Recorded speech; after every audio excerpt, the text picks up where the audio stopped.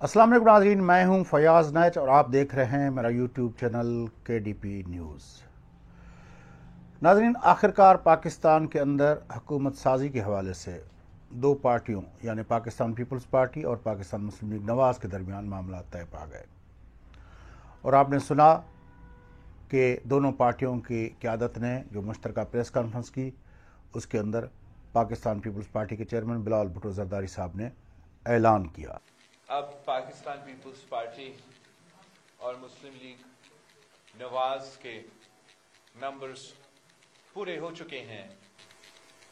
अब Pakistan peoples party और मुस्लिम league Nawaz हुकूमत बनाने जा रहे हैं।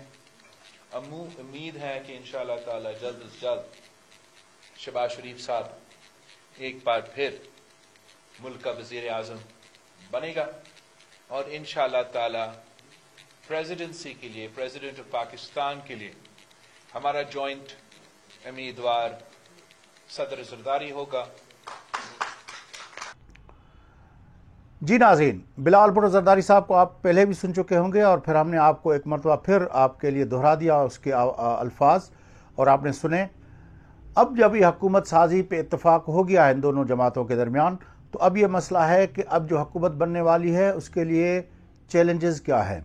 पाकिस्तान के इक़्तिसादी मंजरनामे के बारे में तो आप कितने अरसे से सुनते आ रहे हैं, क्योंकि जब ये निगरान हुकूमत उससे पहले जो है अपना PDM की हुकूमत बनी थी, उस वक्त भी यही था कि पाकिस्तान जो है वो इक़्तिसादी तौर पर बड़े कठिन सूरत हाल से गुजर रहा है। उस वक्त भी IMF के पास जाने के लिए हमने कितने पापड़ बेले थे, वो सारा मंजरनामा अपनी जगह पे, और वही प्रैक्टिस इस हुकूमत को आने के बाद फिर दोबारा से शुरू करनी है। लेकिन उसके अलावा भी बहुत बड़े चैलेंजेस इस वक्त नई हुकूमत के लिए होंगे। सबसे बड़ा चैलेंज तो उसके लिए ये होगा कि पाकिस्तान के अंदर जो 2024 8 फरवरी 2024 को जो इलेक्शंस हुए, उन इलेक्शंस पे धांधली के इल्ज़ामात का जो सिलसिला है और वो जो आवाज़ें हैं, वो जो शोर है, उस शोर को थमने के लिए, उस शोर को ख़त्म करने के लिए, उसको कम करने के लिए ये हुकूमत, आने वाली हुकूमत क्या करेगी। क्योंकि सिंध के अंदर जिस तरह GDA ने एक मूवमेंट चलाई हुई है, वो तो चलो इतनी चैलेंजिंग ना हो अपना नई हुकूमत के लिए, लेकिन जो बलूचिस्तान के अंदर 4 जमाती इत्तेहाद जिसने ये जदोजहद शुरू की हुई है, वो बहरहाल बहुत बड़ा ख़तरा है। क्योंकि बलूचिस्तान पहले ही बहुत सेंसिटिव सूबा है, वहाँ पे इंसर्जेंसी है। उसके अलावा इलेक्शन से पहले हमने देखा कि डॉक्टर महरंग बलोच की सरबराही में जो लॉन्ग मार्च निकला, उस लॉन्ग मार्च को जिस तरह रिसीव किया गया बलूचिस्तान के शहरों के अंदर, पंजाब के बलोच बेल्ट के अंदर और फिर इस्लामाबाद के अंदर, और फिर जब वो वापस कोयटा लौटा तो उसके जो इस्तकबाल हुए, वो इस बात का इंदिया दे रहे हैं कि बलूचिस्तान बहुत ही सेंसिटिव हो चुका है। ऐसी सूरत हाल में जो कॉम्प्रेस्ड पार्टियां हैं वहाँ की, उनको जब ये नतायज मिले हैं इलेक्शन में और वो एहतजाज पे चली गई हैं, तो वो सेंसिटिविटी जो है, हिसासियत जो है मामले की और गंभीर हो गई है। तो आने वाली हुकूमत को बलूचिस्तान को एड्रेस करने के लिए स्पेशल मेजर्स लेने पड़ेंगे।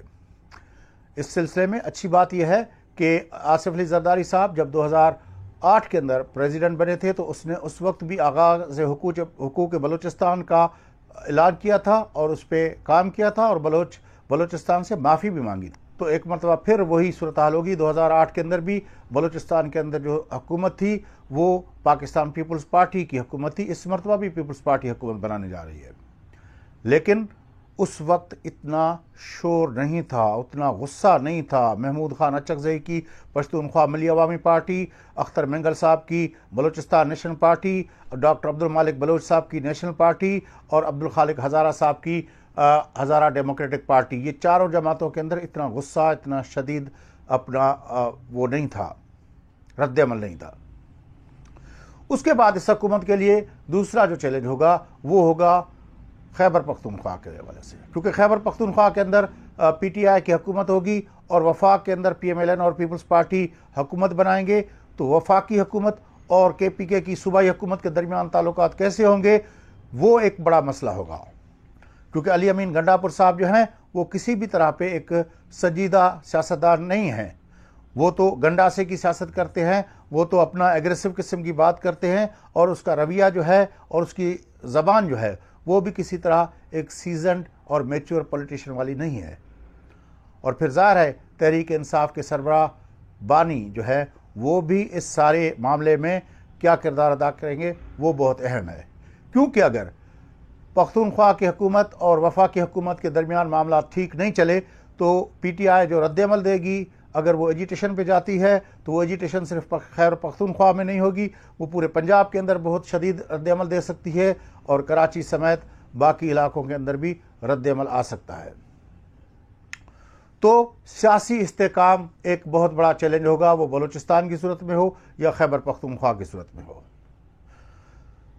दूसरा इस हुकूमत के लिए जो सबसे बड़ा चैलेंज होगा वो ये होगा कि जो इस वक्त सूरत हाल है, क्योंकि ये दोनों जमातें जो हुकूमत बनाने के लिए जिनके दरमियान इत्तफाक हुआ है, यानी पाकिस्तान पीपल्स पार्टी और PMLN, ये दोनों वो जमातें हैं जो चार्टर ऑफ डेमोक्रेसी की सिग्नेटरीज हैं।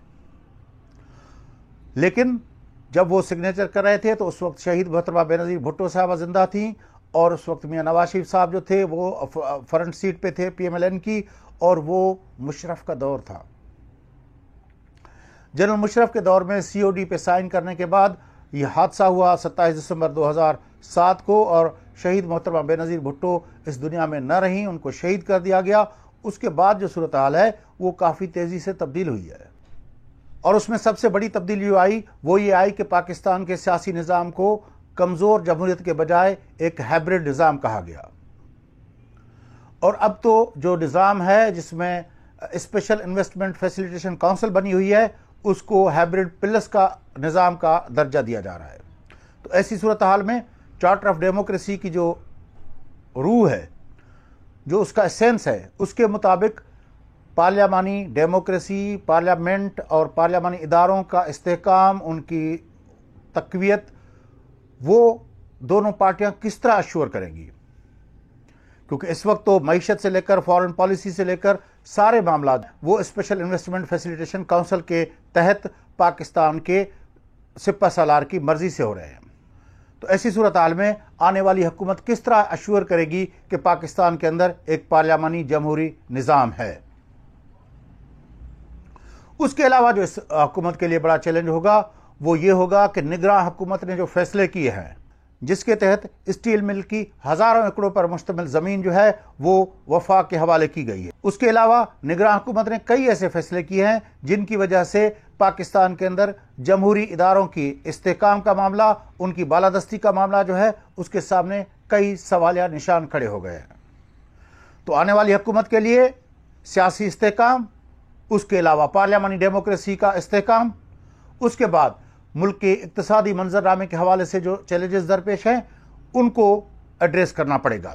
उसके साथ साथ जो बड़ा मसला है वो इस वक्त मुल्क के अंदर गुर्बत, बेरोजगारी और महंगाई के मामलात हैं। और इलेक्शन के अंदर जो बिलावल भुट्टो जरदारी साहब का 10 नुकाती एजेंडा था, जिसके कुछ नुकात पे PMLN ने भी अपना बात की थी, क्या वो एजेंडा काबिल अमल होगा? ये वो बुनियादी चैलेंजेस होंगे जो आने वाली हुकूमत को दरपेश होंगे। अब देखना यह है कि ये दोनों पार्टियां जो चार्टर ऑफ डेमोक्रेसी की सिग्नेटरीज हैं, अब वो उस स्पिरिट के साथ पाकिस्तान के अंदर जमहूरी इदारों की बालादस्ती के लिए काम करती हैं या स्पेशल इन्वेस्टमेंट फैसिलिटेशन काउंसिल के अंडर एक फैसिलिटेटर का किरदार अदा करती है। ये एक बहुत बड़ा सवाल है और इस सवाल का जवाब यकीनी तौर पर आने वाले दिनों में बहुत जल्द मालूम हो जाएगा। आज के लिए इतना ही। हमारे YouTube चैनल को सब्सक्राइब कीजिए और शेयर कीजिए और हमारे साथ जुड़े रहिए।